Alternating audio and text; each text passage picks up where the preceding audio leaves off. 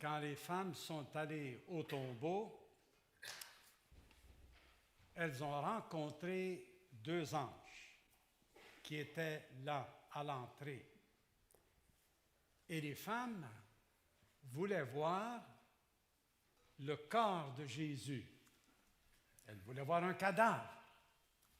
Et là, les deux anges ont dit, je vais donner la première partie de la phrase et vous compléterez, d'accord?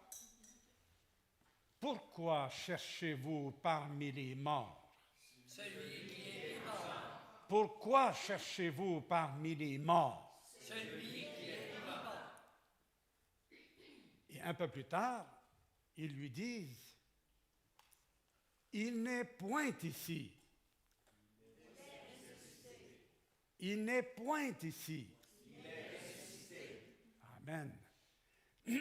Et lorsque Jean, l'apôtre Jean, est entré dans la tombe et il a vu le linge tout rangé à sa place, il vit et... il vit et il... voilà. Il vit et il crut. Toutes ces choses ont été écrites afin que vous croyiez que Jésus est le Messie, est le Fils de Dieu, et qu'en croyant, vous ayez la vie éternelle en son nom. Veuillez ouvrir votre Bible, s'il vous plaît, dans 1 Corinthiens chapitre 15. 1 Corinthiens chapitre 15.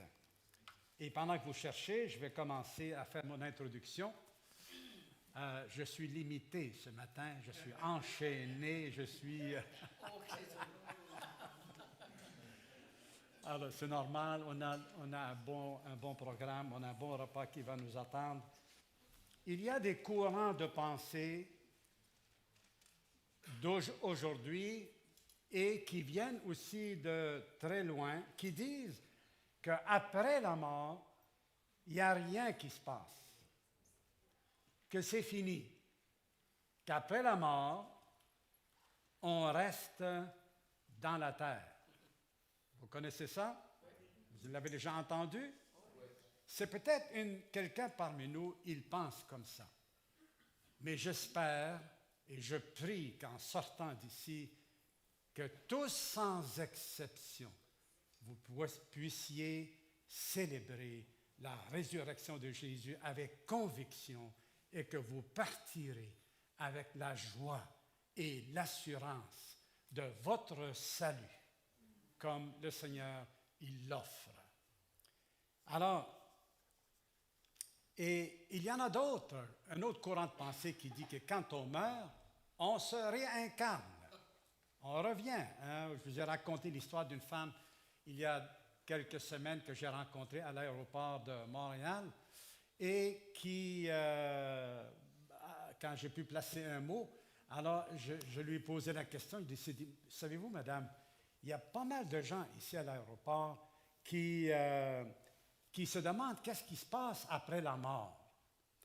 Et à peine que j'ai dit ça, elle dit, oui, moi aussi, moi aussi. Et je raccourcis la conversation.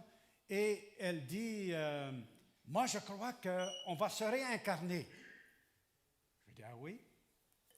Elle dit oui, parce qu'on a tous quelque chose d'important à faire dans la vie et il faut revenir pour les accomplir, ces choses importantes. OK? Alors, je dis, est-ce que vous faites des choses importantes dans votre vie aujourd'hui? Elle dit, quoi? Elle dit, est-ce que les choses que vous auriez à faire, ça veut dire que vous ne les avez pas faites? Et donc, vous voulez revenir pour accomplir ces choses-là? Oui. J'ai dit, OK, dites-moi, faites-vous des choses importantes aujourd'hui que vous n'aurez pas besoin de faire dans l'autre vie? Elle ne savait pas quoi répondre. Je lui ai dit, est-ce que vous êtes une maman? Avez-vous élevé vos enfants? Elle dit, oui, oui, oui, j'ai un fils. C'est important, ça? Ben, je dis, ben oui. OK. Est-ce que vous travaillez? Oui. C'est important, ça? Oui. Ah, donc voilà deux choses, vous n'avez pas besoin de revenir pour faire. Est-ce que vous, je ne sais pas moi, est-ce que vous aidez votre prochain quand vous le pouvez? Ah, oui. Vous aidez votre mère? Vous voulez prendre votre retraite, prendre soin de votre mère? Vous m'avez dit? Ce sont des choses importantes, oui ou non? Oui. Alors donc, c'est quoi qui reste à faire, madame, d'important qu'il faut que vous reveniez pour faire, pour accomplir? Elle ne savait plus, évidemment, quoi répondre. Je ne disais pas ça pour, comme on dit, l'arrêter de réfléchir, au contraire, pour la faire réfléchir. Et je lui dis, bon, il y a plusieurs options maintenant dans la réincarnation. Il y en a, c'est pour 9 fois, on se réincarne 9 fois, donc on revient, puis ce n'est pas garanti qu'on revient comme un être humain, hein? On peut revenir comme un rat, comme un chat, comme un... on peut revenir dans différentes formes. Pendant 9 fois, puis après ça, on devient un esprit. Ça, c'est une version. Dans l'autre version, qu'il n'y a pas de fin dans la réincarnation, et finalement, ça peut prendre des centaines, des milliers de fois qu'on peut se réincarner. Alors, c'est finalement, c'est quoi l'espérance? Et il dit, savez-vous qu'est-ce que Jésus a dit, ou qu'est-ce que la parole de Dieu enseigne? Il est réservé aux hommes de mourir une seule fois. Une seule. Après quoi vient le jugement. Quoi? Ah non, je préfère la réincarnation. J'ai dit, au moins ça. Je dis, pourquoi? Vous avez peur du jugement? Je préfère... J'ai dit, mais savez-vous, vous pouvez éviter le jugement. S'enfuir dans toutes sortes de réflexions, là. Vous pouvez éviter comment? Alors, je lui ai exposé la bonne nouvelle de Jésus, sa mort et sa résurrection. Et elle est partie. Si ce que l'apôtre Paul dit, affirme avec force est faux, alors c'est quoi ta solution pour éviter le jugement de Dieu?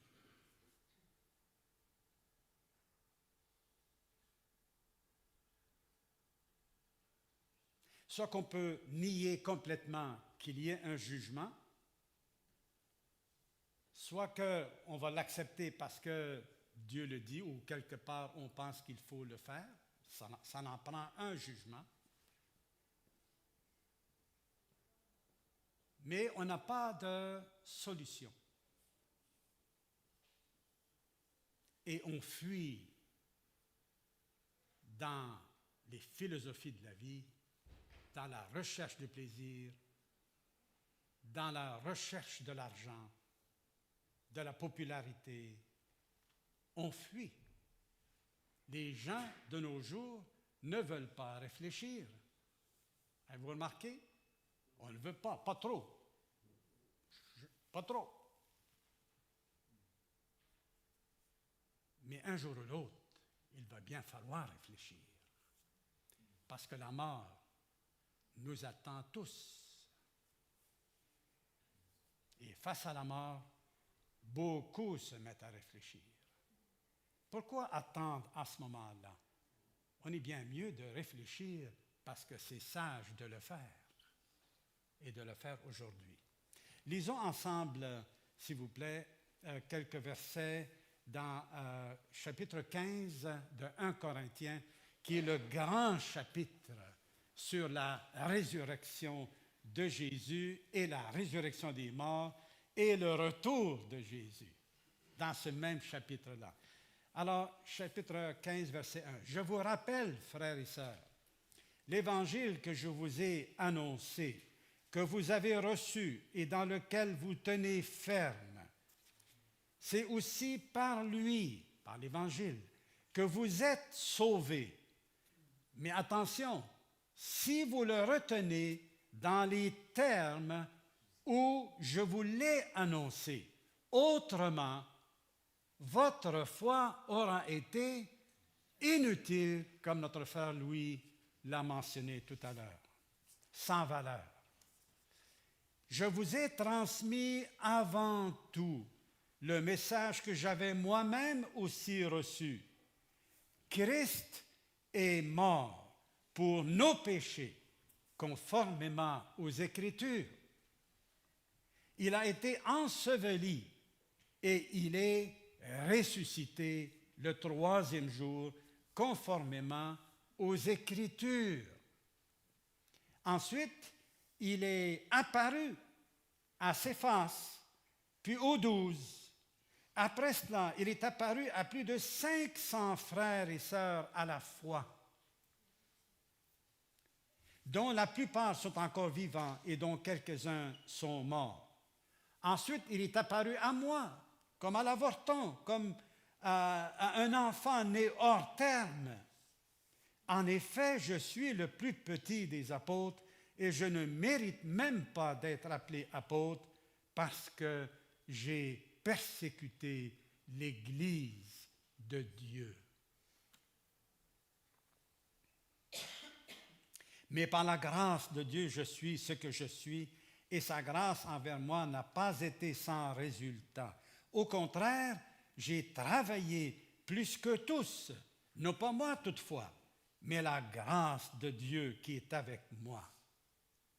Ainsi donc, que ce soit moi ou que ce soit eux, voilà le message que nous prêchons et voilà aussi ce que vous avez cru. L'apôtre Paul, ici, a écrit vers l'an 55 après la résurrection de Jésus qui a eu lieu 22 ans plus tôt.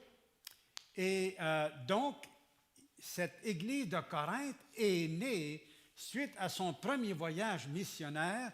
Il a passé par là et Jésus lui a dit « Reste ici dans cette ville parce que j'ai un peuple nombreux dans cette ville. » Et Paul s'est mis à prêcher l'Évangile, la bonne nouvelle de Jésus, et beaucoup se sont convertis. L'Église a été établie et après ça, il est parti, il est revenu une deuxième fois, puis une troisième fois. Ici, c'est la troisième fois qu'il passe par là et il écrit à cette Église pour les affermir, les encourager à ne pas se relâcher.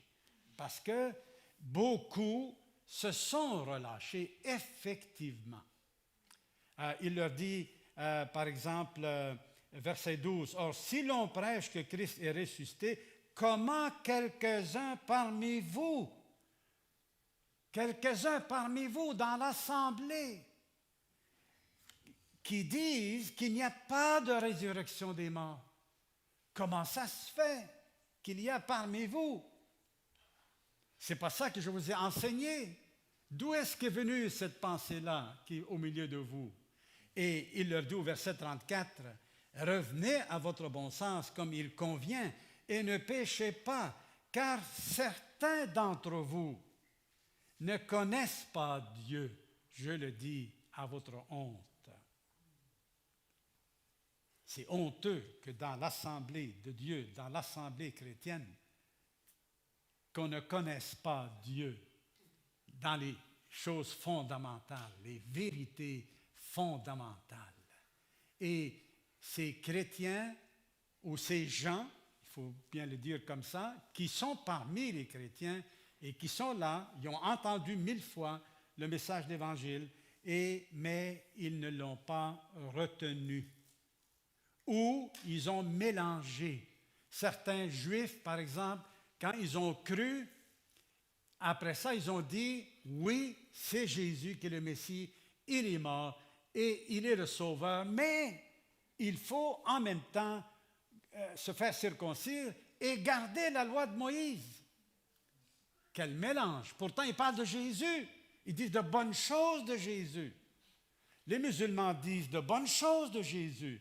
Il est le prophète. Est-ce que c'est vrai? Oui. Il est la parole. C'est-tu vrai? Oui. C'est ça qu'ils disent. Mais, on nie qu'il soit le Fils de Dieu. C'est important de croire dans le Fils de Dieu. Oui. Si on ne croit pas, il n'y a pas de salut. Je l'ai cité le verset tantôt. Je vous écris ces choses afin que vous croyiez que Jésus est le Fils de Dieu. C'est très important. On ne peut pas juste jouer avec les mots et parce que quelqu'un il dit des bonnes choses de Jésus, ben OK, c'est un frère. Un instant. Paul dit non, il faut retenir ce que je vous ai enseigné dans les termes où je vous l'ai annoncé. Jésus est le Fils de Dieu.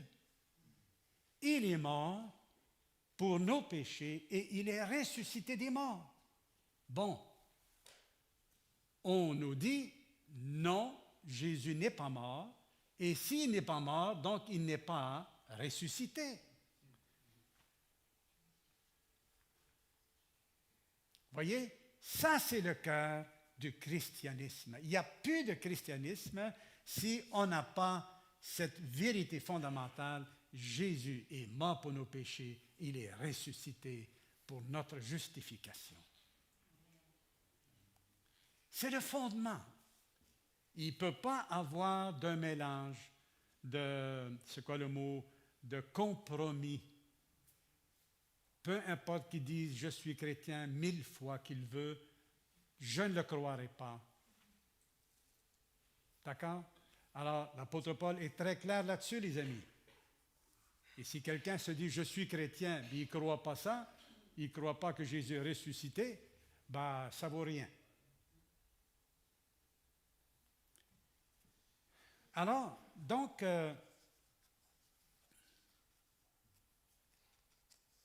il le dit, je vous rappelle. Il est important de rappeler, au Québec, la population a tourné le dos au catholicisme, et pas juste au catholicisme, mais au christianisme, même si encore il y a beaucoup de gens, beaucoup de Québécois restent à l'affût, ils veulent connaître, il semble qu'il y a une ouverture, il y a toujours une ouverture.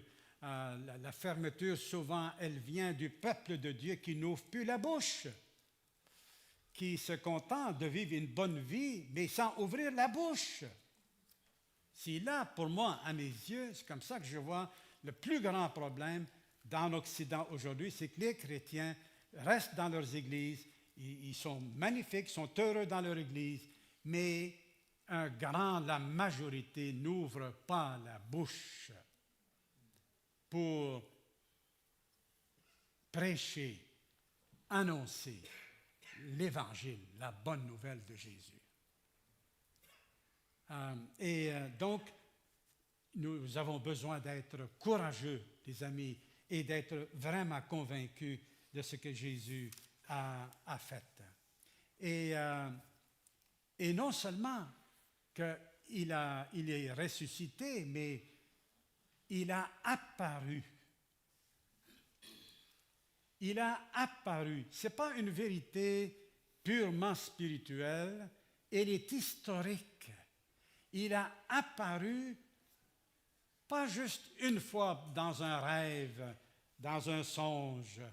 Ça, ce n'est pas une apparition. Il a apparu physiquement. Tout d'abord, à Pierre, puis aux 12. Ça prend combien de témoins pour confirmer un fait? 2, 3. Vous voulez ajouter à 5, à 10? C'est correct, pas de problème. Combien vous voulez de témoins? Alors, s'il y a un procès, voici, Jésus va faire venir 500 témoins. Ils vont faire la file pour confirmer leur témoignage qu'ils ont vu Jésus vivant. Alors, il est resté combien de temps? 1 minute, 2 minutes? 40 jours. Et comme dit l'apôtre Jean dans 1 Jean, il dit, nous avons mangé avec lui. On a eu du bon temps, on a communié avec lui, on l'a vu, on l'a touché. Et on a su, je vous le dis, il est la vie éternelle. Donc, l'apparition de Jésus est très importante pour confirmer la résurrection de Jésus. C'est drôle, j'ai posé une question un peu dans mes recherches à mon copilote. Je lui ai dit, est-ce qu'il y avait des témoins d'après vous, lorsque l'islam dit que Jésus, c'est pas lui qui est mort, ça semble être son frère jumeau ou quelqu'un d'autre qui avait l'apparence. Et puis, il y a tous des témoignages humains. Non, il n'y a pas de témoignage humain de cette affirmation-là. OK? Alors, c'est très important, les témoins. Les témoins humains.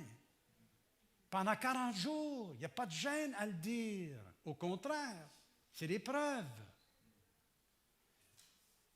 Et il a apparu, vous voyez, à 500 frères à la fois et à plusieurs fois avec les apôtres. Et 40 jours, c'est long. Et après les 40 jours, après qu'il a apparu, qu'est-ce qu'il a fait? Il est monté au ciel. Est-ce qu'il y avait des témoins? Bien sûr. Il n'y avait pas juste les apôtres qui étaient là, il y en avait d'autres qui étaient avec eux. Mais ils l'ont vu monter au ciel.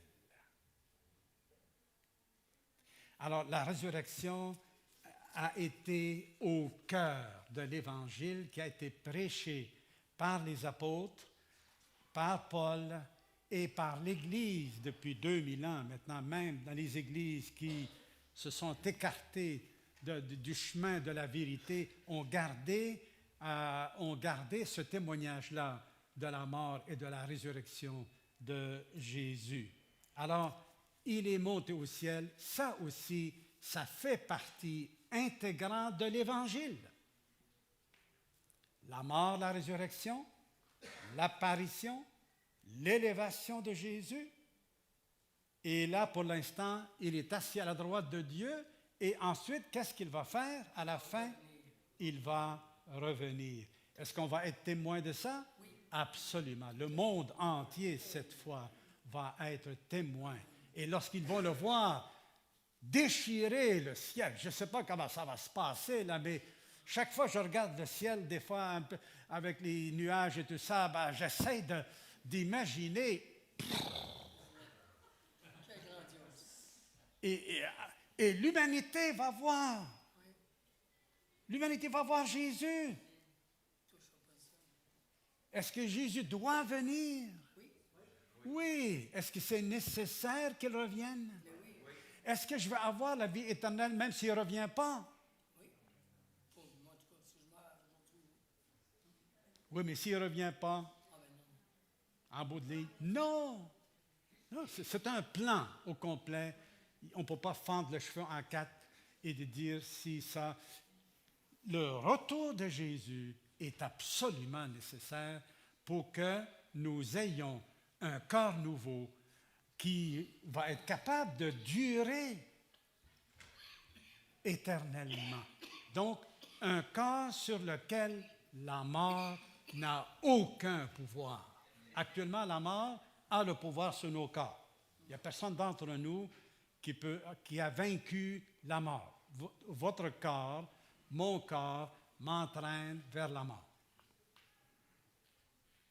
Mais l'apôtre Paul dit, pour le chrétien, le corps, quand il meurt, il est semé, corruptible. Je me suis arrêté juste là-dessus cette semaine-là.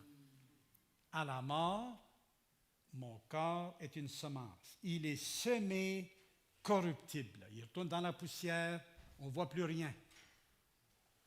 Mais il va ressusciter incorruptible, glorieux. d'une telle qualité que Jésus va dire garantie éternellement. Pas garantie 2-3 ans, là, votre Jeep ou je ne sais pas quoi, là, votre Toyota, là, 5 ans. Ah oui, 5 ans, ça, c'est long pas mal, hein? 5 ans. Puis après ça, ben, c'est des réparations. Puis là, bon. Mais là, il n'y en a pas de réparation. Il n'y a pas de garage. C'est la vie. Il n'y a pas d'hôpital. Vous êtes infirmière aujourd'hui, la bonne nouvelle, vous ne serez plus infirmière, il n'y en aura plus. Médecin, il n'y en aura plus. Tu es policier, tu perds ta job, c'est l'éternité, là. Okay? Tu es juge, tu es avocat, peu importe ta fonction, oublie ça, c'est pour la vie terrestre, c'est juste pour cette vie ici. Dans le ciel, il n'y en aura pas. Il n'y aura plus de mensonges. Il n'y en aura plus de mensonges. Il n'y aura plus de mauvaises pensées. Il n'y aura plus de vol. Il n'y aura plus quoi? De drogue, des crimes, l'argent, la guerre, plus de maladies. C'est inimaginable. On n'est pas capable de l'imaginer tellement ça fait partie de notre vécu. C'est pourquoi que nous ne marchons pas par la vue, mais par la foi en celui qui habite un autre monde, un monde où tout est éternel, tout est pur, tout est juste, chacun à sa place.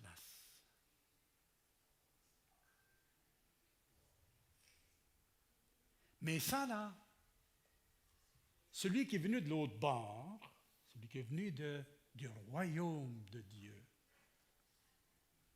Jésus, c'est là qu'il va nous conduire. Il n'est pas venu pour nous laisser vivre juste sur la terre. Notre destinée, la destinée de ceux qu'il a appelés, elle est pour partager la vie éternelle qui n'a pas de fin avec lui, avec son Père. C'est son plan et nous le croyons par la foi parce que quand il est venu, il a prouvé, démontré qui il est par les miracles qu'il a faits, par son amour incomparable. Il a prouvé, digne de confiance qu'il est. On a cru en lui. Nous marchons par la foi, avec conviction, parce que notre Sauveur en est digne, il est intègre, il n'est pas un menteur, il n'est pas un hypocrite. Il a prouvé sa puissance sur la mort, sur tout péché, en étant parfait lui-même.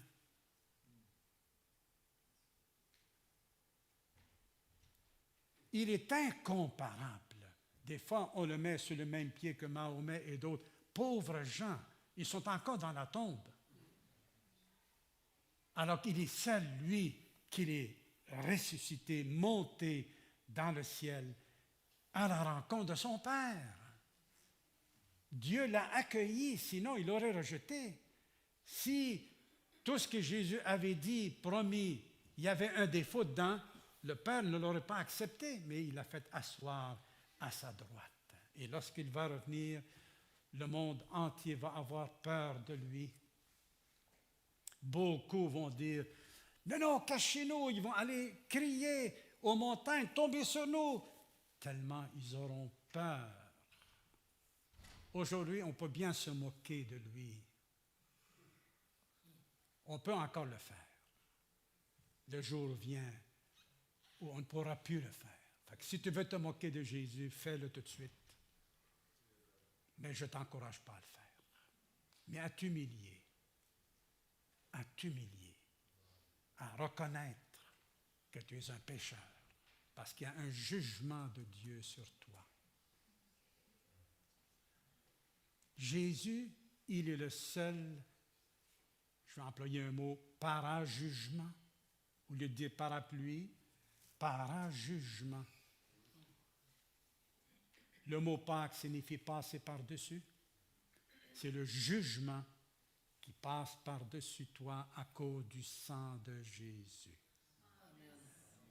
À la croix, le Seigneur, il s'est laissé crucifier. Il n'a pas réagi. Est-ce qu'il avait le pouvoir de réagir? Est-ce qu'il a demandé pitié à quelqu'un?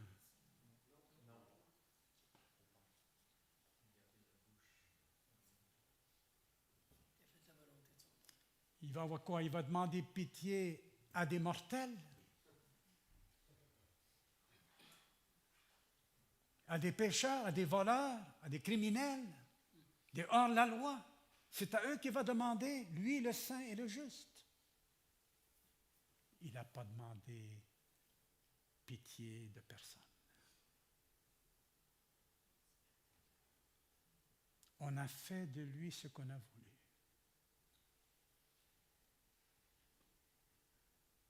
Quelle puissance! Il s'est donné lui-même, ayant tous les pouvoirs dans le ciel et sur la terre, déjà.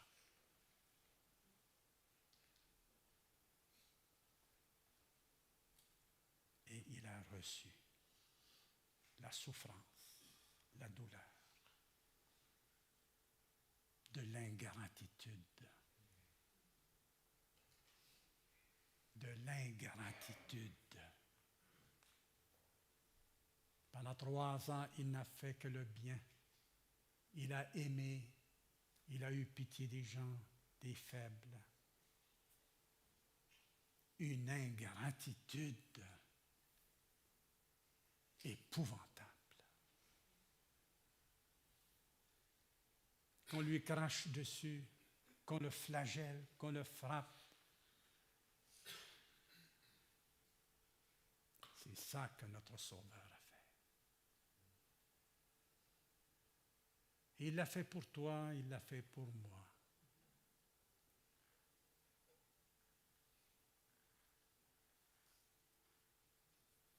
Lorsqu'il va revenir, de quel côté seras-tu?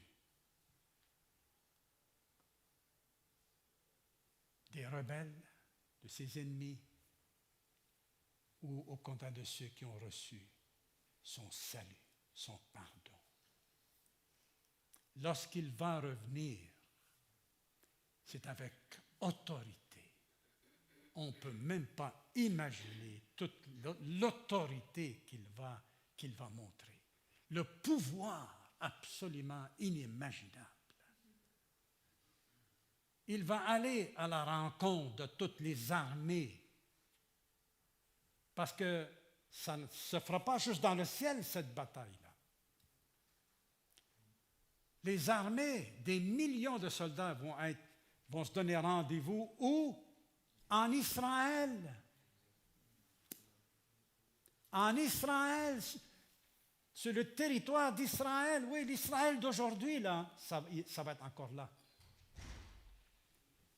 Et Zacharie dit, Dieu va attirer le monde entier là, à Jérusalem.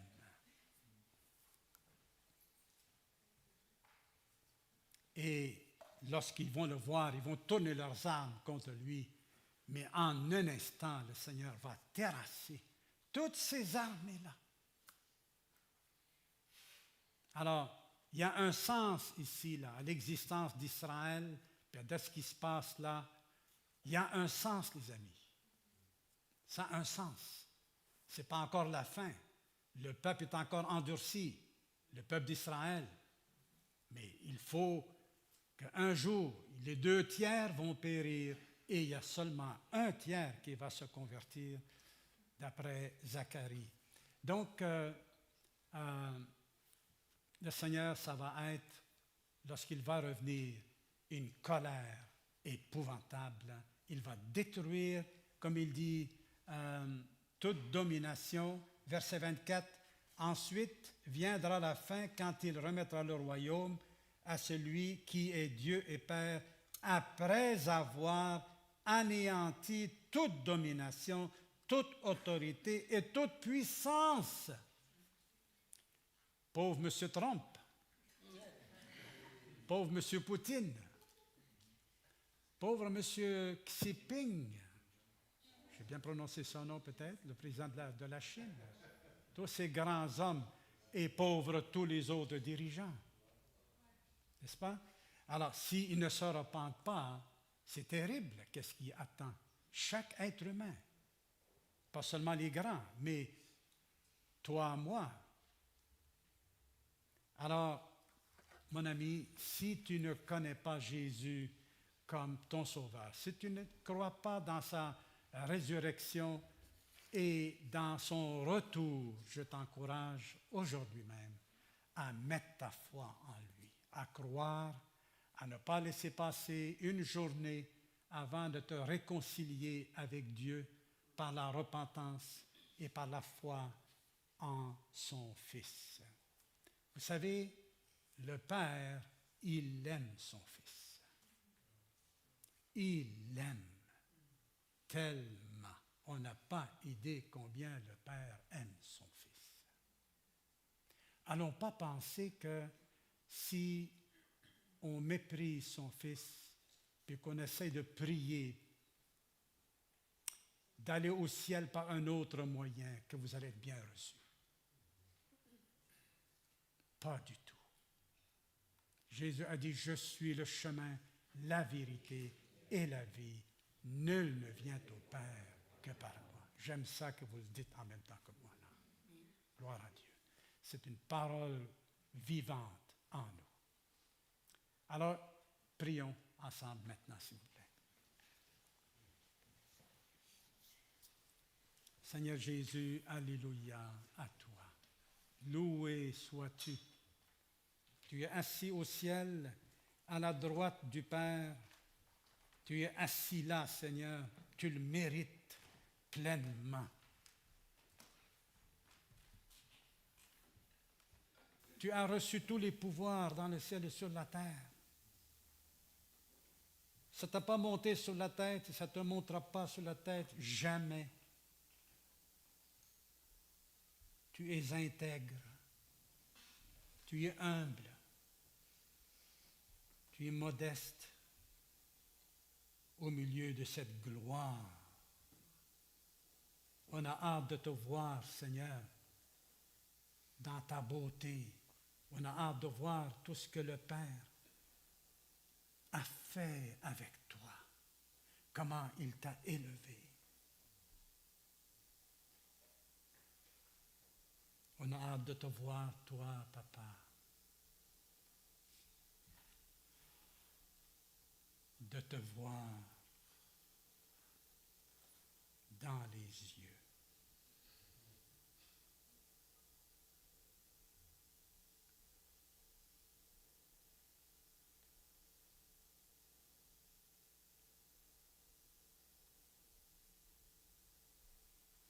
Seigneur, tu nous connais tous. Accomplis ta volonté dans le cœur de chaque personne qui est ici. Seigneur, notre désir, notre prière est que personne ne quitte cette salle sans avoir reçu ta paix, ton pardon,